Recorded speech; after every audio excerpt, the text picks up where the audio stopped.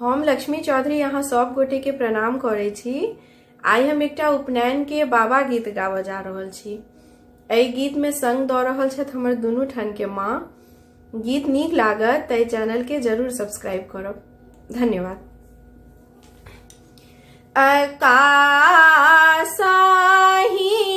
धोतिया सुखैते आवे बरुआ गल जोड़ी करे हे। आकाशाही धोतिया सुखैते आवे बरुआ गल जोड़ी करे हे।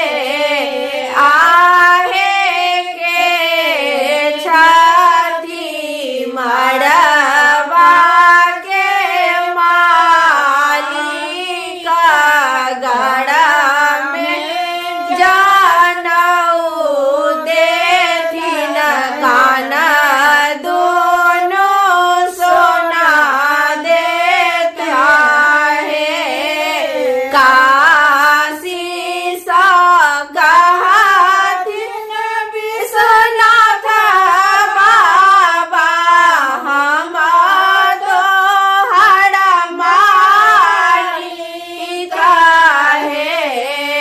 आहे हम देवगढ़ में जनौआ की काना दोनों सोना देवा है। आकाश आही धोतिया सुखैते आवे बरुआ हंसते आवे हे। आहे के छथिन हमरो के मालिका डाँड़ बीजा धोती देता डाँड़ बीजा डोरी देता है।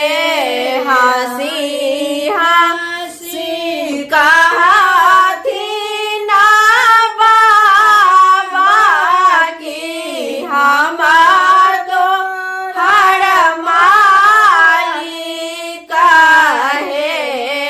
आहे हम देवगढ़ के धोतिया की डाँड़ मुजा डोरी देवा है।